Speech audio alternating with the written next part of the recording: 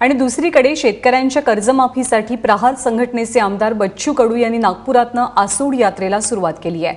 नागपुरातल्या आमदार निवासातनं यात्रेला सुरुवात झाली। कार्यकर्त्यांसोबत यावेळी शेतकरी संघटनेचे रघुनाथ दादा पाटील सुद्धा या यात्रेमध्ये सहभागी झालेत। देवेंद्र हे महाराष्ट्राचे महादेव आणि भारत सरकारचे आपण मोठे महादेव नरेंद्र मोदी आहे, म्हणून महादेव तू महादेव आमचा हा जो यात्रा आहे नरेंद्र देवेंद्र ते नरेंद्र। अब किसान और मजदूर के लिए लढेगा प्रहार का और संघटने का जितेंद्र, अशा प्रकारची हे एकंदरीत यात्रा घेऊन आम्ही या माध्यमातून शेतकऱ्यांना दिलासा देण्याचं काम, त्यांना आम्हाला याला घाबरू नये, आम्ही त्याच्या पाठीशी उभं राहणार आहे। आत्महत्यापेक्षा आसूड घेऊन सरकारवर उभे राहा, पण आत्महत्याचा फासा आपण गळ्याला घेऊ नका, अशा प्रकारचा संदेश देत आहोत।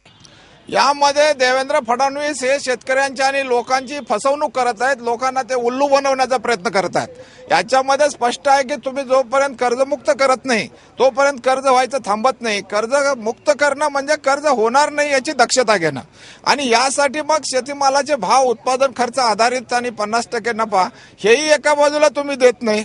जगाच्या बाजारामध्ये किमती मिळत आहेत, तुम्ही 50 रुपये किलोनी कांदे आयात करता, 135 रुपये किलोनी तूर डाळ आयात करता, परंतु भारतीय शेतकऱ्याला मात्र तुम्ही निर्यात बंदी उठवून त्याला जगाच्या बाजारात जाऊ देत नाही।